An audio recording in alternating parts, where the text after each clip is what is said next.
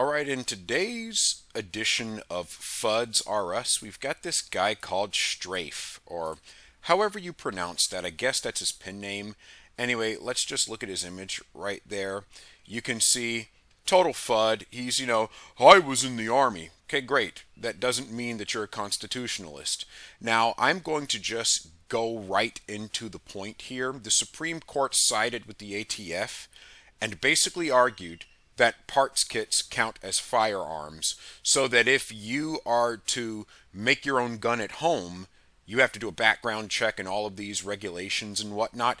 I'm going to cut down to the meat of why I think this is a terrible idea. It's a terrible idea because, number one, it's unconstitutional. The right to keep and bear arms shall not be infringed. Now, even though making a parts kit at home doesn't count as bearing the firearm, it does go toward keeping it. So that's very relevant because, as you know, background checks are a gateway to registration, and in order to enforce registration, you would have to have the federal government going door to door. What guns do you have? Violating your Fourth Amendment rights and investigating you even though you're not committing a crime. And to go deeper than that, here's why I call this guy a FUD and why I think that he's lost a lot of credibility, if he even had any, Army credentials aside. Let's look at what he says here. He says down here, and I'm going to get to it right now. Just a couple of observations. The Supreme Court is very obviously pulling back from where it seemed to be going with the Heller and Bruin decisions. It seems willing to allow red flag rules, bans on large capacity magazines, limits on weapon purchases, and even ammunition purposes, while leaving the core keep and bear arms component safe. That's not logically possible. If you're willing to trample on all of these gun rights up here, then you're not actually protecting keep and bear arms. There's no logical way to allow all of those infringements while keeping it safe. This FUD is contradicting himself. And yes, I'm going to keep calling him a FUD. He needs to be called out. Just because you used to have a job where you dealt with guns does not mean you're a gun expert. Any more than a person who used to be a mechanic is not an engineer. Or a better example, if you used to work at a car wash, that doesn't make you qualified to tell engineers what needs to be in a car.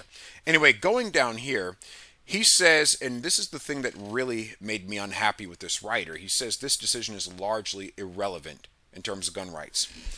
I had to sit up straight in my seat in order to digest that. Of course it's relevant, because if someone is trying to exercise their right to keep arms and they happen to have a parts kit at home, they're making their own firearms, now you're saying they can't have that, or they need to ask the government for permission to do something that's their God-given right to do. And then he goes on to say, as I'm not a libertarian or even a post-apocalyptic prepper.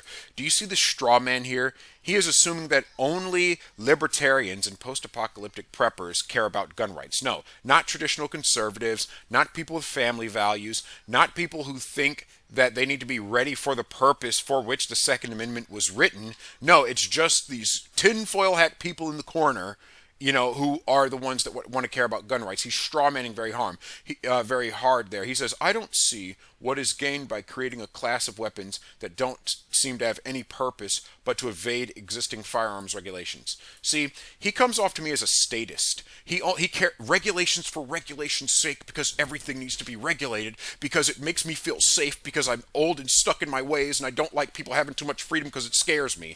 That's what he comes off as. He comes off as like the middle manager who walks by your cubicle 8 times a day just to make sure that I'm looking at what you're doing, because if I can't see you with my eyes, you're not being productive. These regulations shouldn't exist. No firearm regulation should exist. That's the whole point of the Second Amendment. The Second Amendment was not there to regulate what a person does. It's there to regulate what the government would do to the person. So, in light of that, there's a very noble purpose. These regulations should not exist, because if you have to ask the government for permission to do something, it means they can take away your permission to do something. So honestly, this guy's kind of coming off almost anti-gun. Anyway, if you want to be a gunsmith, there's a legal route to achieve your dream.